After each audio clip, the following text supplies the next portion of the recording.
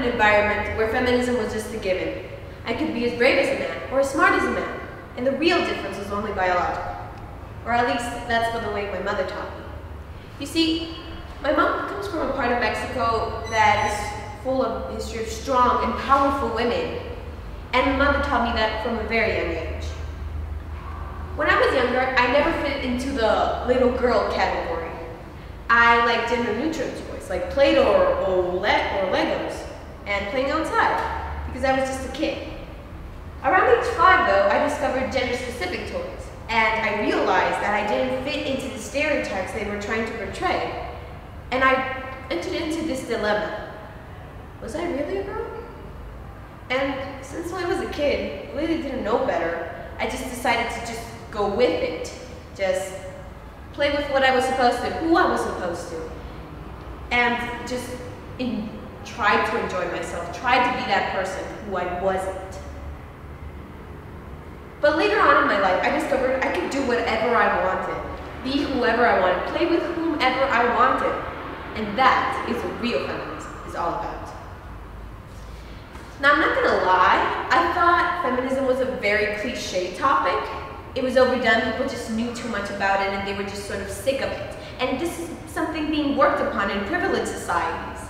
And in my society, at least, my privileged society, the place where I grew up in, it was just something from the past, or at least trying to be from the past already. But later on, I moved into this insanely conservative place, Guatemala, where I live in presently. But I realized that people didn't know this. Maybe it wasn't just the country, maybe it was just the environment I was living through. But I just needed to let some steam off and just talk about it a little bit, make people understand, even if they wouldn't listen. But before I could do this, I needed to do some research.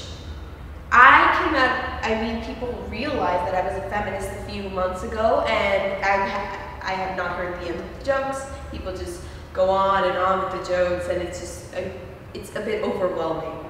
So I needed to ask people, besides the jokes, besides everything, and actually ask them what they thought feminism was, and if they were actually educated on this subject. So, as you can see in the video, I realized that people knew sort of what feminism was, but weren't willing to admit or understand what it actually meant to be a feminist.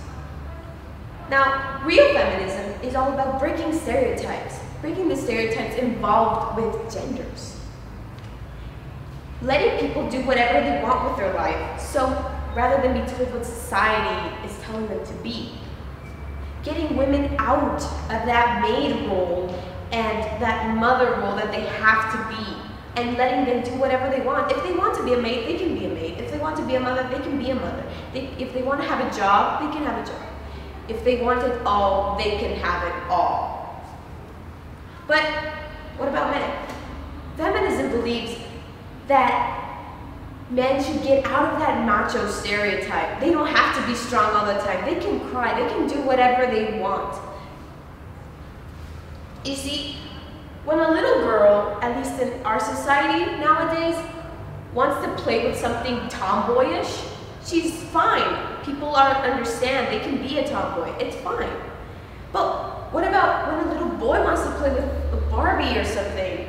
They're labeled immediately as gay, and that's not right.